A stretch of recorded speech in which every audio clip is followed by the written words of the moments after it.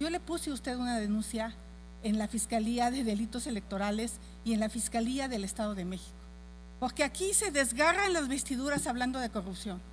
Pero está muy claro que el INE y el Tribunal Electoral confirmó que hay un desvío de 13 millones de pesos que yo creo que usted no se lo robó. Me queda claro que no se lo robó, ni fueron a dar a sus bolsillos. Pero esa fue una decisión ilegal. Fue una conducta inapropiada haberle retenido 13 millones de pesos a sus empleados.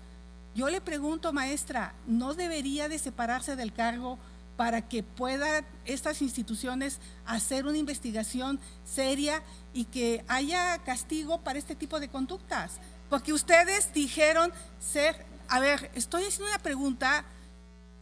Yo traía aquí un impreso, pero después de escucharla, maestra, yo quisiera decirle que realmente hay que dimensionar la magnitud de la tragedia en materia de salud por el COVID, pero también la magnitud del desastre educativo.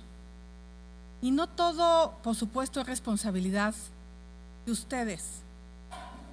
Aseverar que en 50 años no se había hecho nada en materia de infraestructura, maestra, me parece muy osado y poco apegado a la verdad. Su servidora reparó 300 albergues indígenas, que seguramente ahorita deben de estar como los encontré, porque recibir 300, 500 niños requiere un mantenimiento brutal. Baños, regaderas, tazas, camas, o sea, porque el ser usados de manera sistemática por niños, quiero pensar en el albergue de Sogocho, que lo dejamos impecable, pero seguramente están vueltos a quebrar las camas, los baños, y se asignaban cientos de millones de pesos. Yo puedo ver a los ojos a varios senadores y decirle, yo nunca me robé un peso. Claro que hay que cuestionar la corrupción, pero decir que no se hizo nada en 50 años, maestra, no estoy de acuerdo. Es un pretexto sistemático de esta 4T de culpar al pasado de todo y de no asumir su propia responsabilidad. La pandemia nos toca en un momento muy complicado.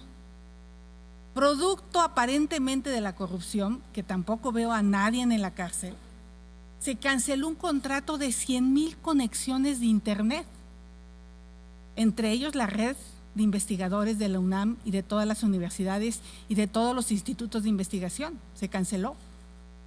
Y se propuso crear internet para todos.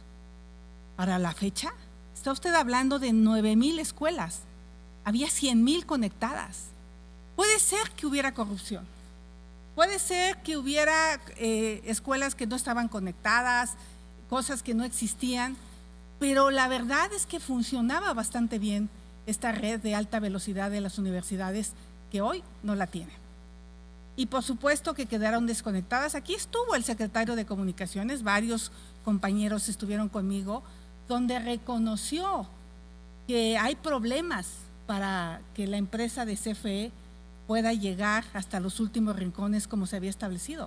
O sea, no es tan sencilla la última milla. Se minimiza técnicamente y se decide que ahora lo va a hacer el gobierno, y a la fecha de hoy CFE no ha podido resolver esta problemática de conexión. Y nos toca la pandemia en un momento difícil. Soy de Tepatepec, donde está la normal del Meche. Ojalá, por cierto, podamos saber si sí se va a abrir esa normal. ¿Qué se va a hacer con la escuela politécnica para poderle regresar el casco que se ha ofrecido al Meche?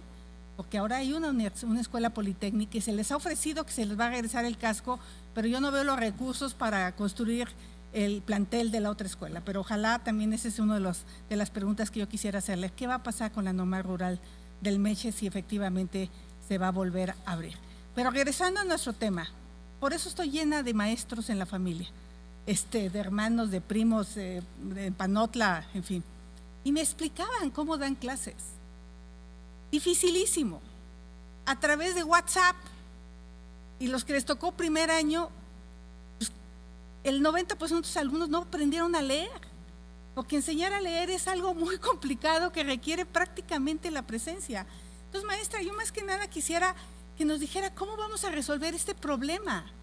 ¿Qué herramientas va a tener el gobierno, más allá de los insumos médicos, de las pruebas COVID que necesitamos, de la segunda vacuna de CanSino para los maestros, de darle un enfoque de educación intercultural, como bien lo ha dicho nuestro compañero, a la educación, porque desaparecimos la Dirección General de Educación Intercultural Bilingüe, porque la idea no solo es educación para indígenas, es justamente educación para los no indígenas, para que puedan entender el concepto de interculturalidad.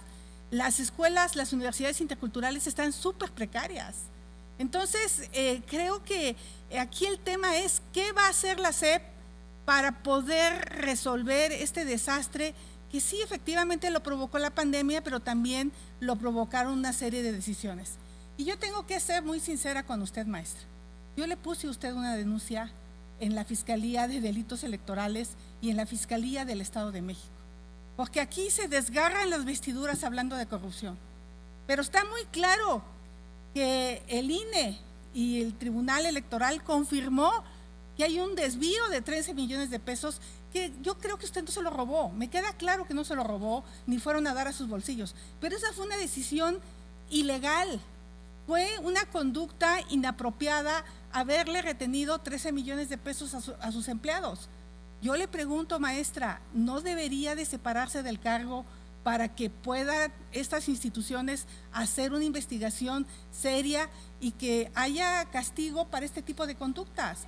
Porque ustedes dijeron ser… A ver, estoy haciendo una pregunta.